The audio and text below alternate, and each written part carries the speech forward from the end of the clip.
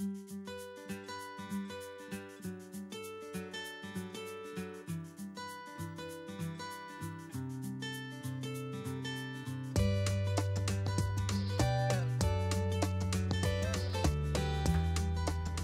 here with Natalie Rakes. Good morning. Good morning. How are you? Good. Good. So tell me a little bit about yourself. You can start as far back as you want or wherever, and we'll just go from there. Okay. Let's see. I was born and raised here in Northwest Arkansas. Yeah. I went to college at College of the Ozarks in Branson, Missouri. And then I graduated with my public relations degree. I moved back home because my dream is to own a coffee shop. So I met John and Andrea when I started working at Onyx Coffee Lab. And I worked there for a few years, and I got the barista training, the really good kind, because where else can you go? And then they helped me meet Chelsea Hermes, and she wanted to start a coffee shop here at the grounds at Garden Living. And I said, okay, like I'm totally on board. And so here we are now, and I manage her coffee shop. Yeah. Yeah. So College of the Ozarks. Tell me a little bit about that experience, because that's a little slightly different college of those that don't know. So just tell me a little bit about your time there and what that was like. Yeah, so it's a work-study program. So you had to work 15 hours a week, and then you had to study 15 hours a week. So like time management was a huge thing. It was really cool though, because it's a small, only like 1,400, 1,500 people go there. So it's a very small campus. So you get to know a lot of people, but you also have the opportunity to move into a space where you can hone in your skill of whatever you're trying to become. Because there's like a math department, there's a financial aid office, so like whatever you're doing, you can go there. I actually worked at the Keeter Center, which is like a restaurant on campus, and it was really cool. I learned a lot about hospitality there, and then I also worked at the radio station. So. What'd you do in the radio station? I was a DJ. Okay. 91.7 KCOZ. Yeah. What type of music did you guys play? It was Christian music, because it's a Christian college. Right. So it was good though. We all had to have our own show, and so it was really neat. That's cool. So public relations. So what were you thinking? You already mentioned that you wanted to do a coffee shop. So tell me a little bit about why you chose public relations, and then we can talk a little bit about why a coffee shop. Yeah, so public relations, honestly, I went in as music education. Okay. And then I was like, everyone seems more passionate about the students than I do. I'm more excited to decorate the classroom. This probably isn't for me. I'll just do music. And then music I love, but I was like, this isn't really my passion. It's a hobby. And so I actually got out the book, and I was like, what can fit me? And I just sat for an hour in my dorm room looking at all of the majors, and then I was reading public relations, and it's kind of a little bit of everything. And I feel like that's kind of who I am. I'm interested in a lot of things, and that's okay. Right. And so I got into public relations, and I loved it, because you get to do videography and journalism and talk to people and radio and marketing and advertising. There's just so much. And then I realized I had to take an events class with it, and I was like, oh, this is exciting. And they were more about restaurants, but when I was sitting in a class when they were doing restaurant stuff, I was planning out my coffee shop, and I was like, all of the things he's saying will apply to me too. And so I don't think he, as the teacher, was thinking small scale coffee shop, but I was. So I was like, this major fits perfectly. So honestly, the major really had nothing to do with it. I just needed a major, found it, loved it, and then I realized actually everything I learned in it can be applied to a small business and to the whole experience of a coffee shop. So, yeah. So why College of the Ozarks? Why did you pick that school? I think it was kind of picked for me. Okay. In some ways. Sure. My mom went there. Okay. And then my sister went there, and then my brother went there. Now I go there. Or I went there. So it was kind of like a family thing. Looking back on it, when I first went in, I didn't want to go. I wanted to go to where all my friends were going to the U of A, or to down in, was it Central Arkansas? Oh, UCA. Yeah, UCA. Yeah. I wanted to go there. I wanted to go with all my friends. But then after having the experience, everyone else has all this debt, and I'm debt free, and I'm like, I'm really glad. And and all those experiences I had there are like really unique. I was able to take a trip to England for free. Like, who can say they did that with the chapel choir I was in? And so they just have a lot of opportunities there that you really can't get anywhere else. Like, you have to follow some rules, sure, but I think that's like worth it. I think following their rules and learning all these things, they're just preparing you for the outside world. And a lot of people say, oh, it's a bubble, but I think it's what you make of it while you're there. Like, you know, I feel like I learned so much, especially in the restaurant industry and like with hospitality. Like, everything I learned at this 5-star, well, it's almost 5-star, 4-star restaurant, everything I learned applies like here, like customer service and like the way you treat people and like getting things done right and going above and beyond for people. I have a heart for people, so it's really awesome now, like all of that I learned there, I can bring it with me. So that's really cool.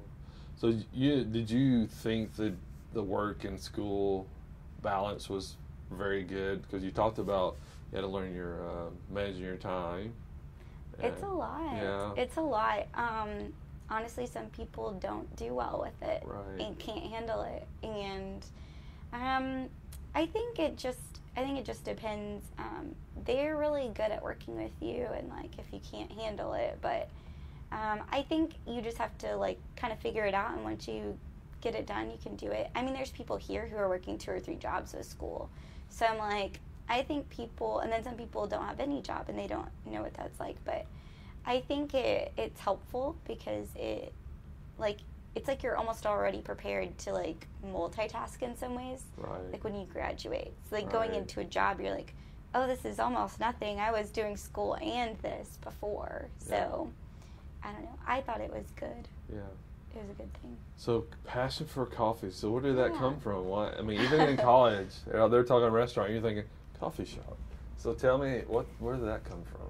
Actually, so it started out as I wanted to be like a music major. I loved music. I love it so much. I was in choir my whole life. I kind of play piano a little bit, voice.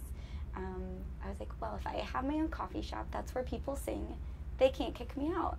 It's mine. So it started off as like kind of like a younger, immature reason to want to have it.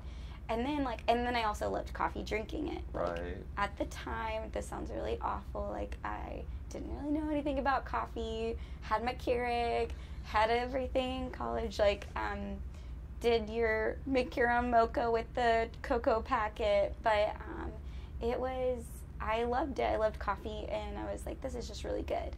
And I think I would have just kept going towards that, but falling into Onyx was the coolest thing ever, because I think there, learning from John and Andrea, it became more than just a beverage to me. It became like a passion. It's like, whoa, there's so much more behind it. And then it wasn't just the facts. Like, then I was like, I want to know more. I want to be a part of this world. Like, whoa, like, who knew it could be this good? And like, it has all these things. And then even behind like the coffee itself, like the people in the other country, and like how the bean got here, and like I just became fascinated by the whole thing. And I was like, this is what I want to do. And like, I just think it was a stepping stone of coffee, but it led me to something greater about it. So it was really neat. So how long were you at Onyx? Almost 2 years. Okay. And so had you had any experience working in a coffee shop before, or was that your first? There was like a bakery at that restaurant at my college, but nothing compared to that level. So no, and I think they like that. So they're able to teach you everything they know, and they don't have to go back and reteach anything. So there's no habits or anything. You're just like a fresh, new sponge to learn everything. Yes. Yeah, I probably do appreciate that. So tell me how they introduced you to, I can't remember the lady's name that you mentioned, or the person's name, about this coffee shop. Just how did you transition from Onyx to where you are now? So one day I was like, I think I'm ready to figure out how to do this myself. In my mind, I'd become proficient. Like, I can make coffees. Like, I feel like I know a decent amount. So I went to John one day and I said, okay, how do I go from being a barista to an owner? Like, how do you do that? And he like sat down and started talking to me, and he was like, well, it's coffee and, like, I feel like coffee is kind of like coffee and coffee. he is pursuing coffee and the bean side of things, and he's a roastery, and they also have the shop to showcase that.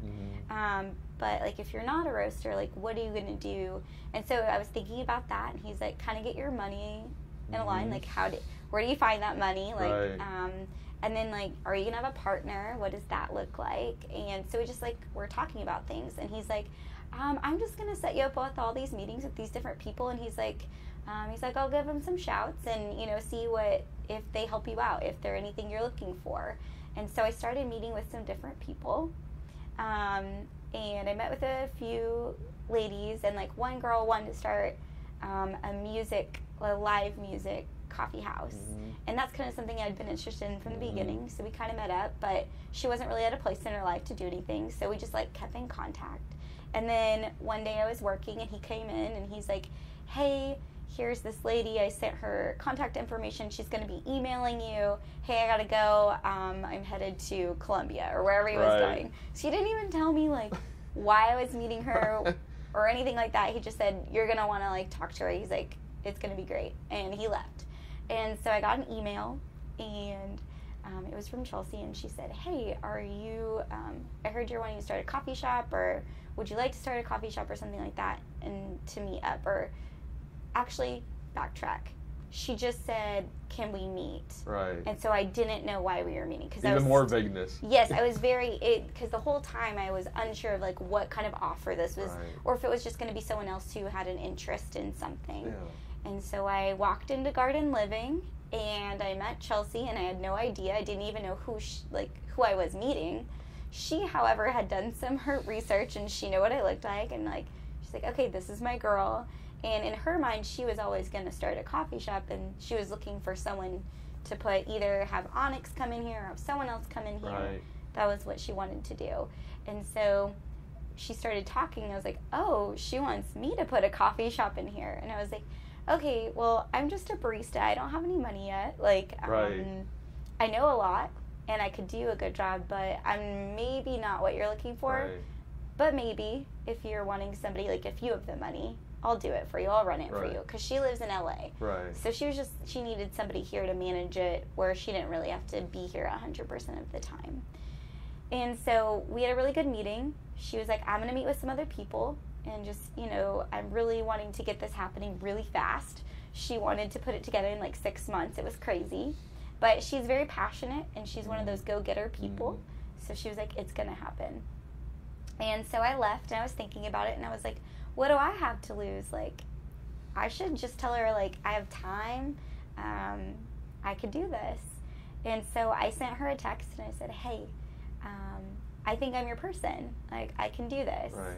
I have the time, I have the passion, and I said, if you could bring the money to the table, I can bring you a coffee shop. And so at the end of the week, she got back to me, and she just said, hey, let's do a coffee shop. And I said, okay. And so it went up really fast. For anybody that ever saw that, it went from a closet type storage room space to an entire tiny coffee shop. Right. And it's amazing. The wall got torn out, there was doors. It was amazing though to see how she transformed it. Yeah. And then it was this scary but awesome opportunity to take on the challenge of becoming everything. Right. I'm a manager, I do the menus, just kind of doing it all. But it was in that moment I didn't realize how much behind the scenes Onyx really does. I knew it, but to be in it, living it in a different way was just a whole new appreciation for what they do over there. Right. But it was really cool. John and Andrea helped us with everything. We do wholesale with them, and they were really good about helping me through all the little steps getting it started, which was amazing. And just all of their advice was super helpful. And so, so now we're here. So how long have you been doing it? How long have you been in this space? It's officially been open just a little bit over a year, almost going into a year and a half. A year was back in November. Right, okay. So a year and a half. Yeah. So things you've learned, mistakes that were made that you go, oh, well, don't do that again, but you got any of those? We all do. But. So many. Yeah. First off, I'm trying to think if there's a big one. I think just learning what the daily flow is like, how you can't take one system exactly and put it into another coffee shop. Right. In my mind, I was like, okay, I will take everything I know and I will just plug it in And it worked over perfectly. here. Well, you don't have the same customer base. Right. You don't have the same customer flow. It's just totally different. And so learning how to, like, what does this coffee shop need? What do we need to cut back on? What do we need more of? Who is the clientele here? Like, who are my people? Who are my regulars? Right. Like, what does that look like? So it's just a whole different thing. And it's a different vibe than Onyx. Yeah, Like, sure. So What's the future like? What are your goals moving forward? What are you wanting to do? I think the goal will always be to own my very own coffee Right. shop. Until then, I want to just hone in my skills, keep learning. I've learned a lot here for sure. I really love making the menus and designing drinks and learning like more about coffee in general. So just doing that. I do want to do as much as I can. While I'm here, I was telling you earlier, we're starting a new menu. We're going to be open later. Just kind of like all the things we can do to make this space greater Right. for people to enjoy. The courtyard is amazing. We're going to do some great summer things outside, like make it really lush, where you want to come and hang out and bring your dog, bring Yeah. a friend. So just kind of doing stuff like that, taking it a step further all the time. Yeah, it sounds like you started with coffee, but you've continued to build around that.